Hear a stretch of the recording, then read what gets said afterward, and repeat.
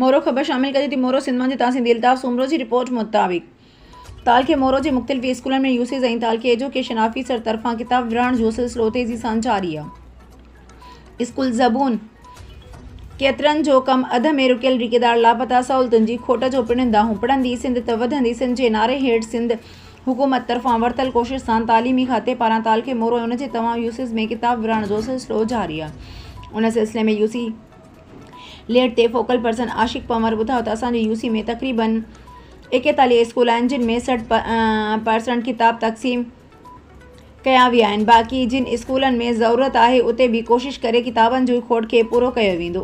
असांखे ताल के एजुकेशन ऑफिसर हबीबुल्लाह खोसो तरफ़ां फोकल पर्सन मुक़ररु कयो वियो। जिन स्कूलनि में किताब ॾियो बि उन्हनि जो समूरो रिकॉर्ड पिणु पेश करे रहिया आहियूं त जीअं शिकायतुनि ते बर वक़्तु अमल थी सघे।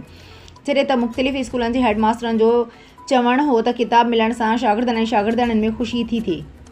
इहे तालीम ॾांहुं ध्यानु ॾियनि था ऐं वालिदैन पिणु ख़ुशि आहिनि छाकाणि त ॻोठनि में हर हारी पोरीअ तबिके सां वास्तो रखंदड़नि जा ॿार पढ़नि पिया। असांखे हिन भेरे बहितर तरीक़े सां किताब मिलिया आहिनि पर अञा ताईं वधीक किताबनि जी ज़रूरत आहे छाकाणि त शागिर्दनि शागिर्दियाणियुनि जी हाज़िरी तमामु घणी आहे। स्कूलनि जी हालति ज़बून आहे। हंधा हंधा ॾार पइजी विया आहिनि त वरी न्यू बिल्डिंगूं अध में रुकियल आहिनि जेको कमु मुकमल करायो वञे। जॾहिं त वालिदैन जो चवणु आहे त असांखे ख़ुशी थी थिए त औलाद खे किताब मिलिया आहिनि जेके बहितर तालीम हासिल करे सघंदा। असां जेको कमायो उहो ई खाऊं था। असांखे किताब वठण जी का ताक़त न हुई। तालीम खाते जा शुक्रगुज़ार आहियूं।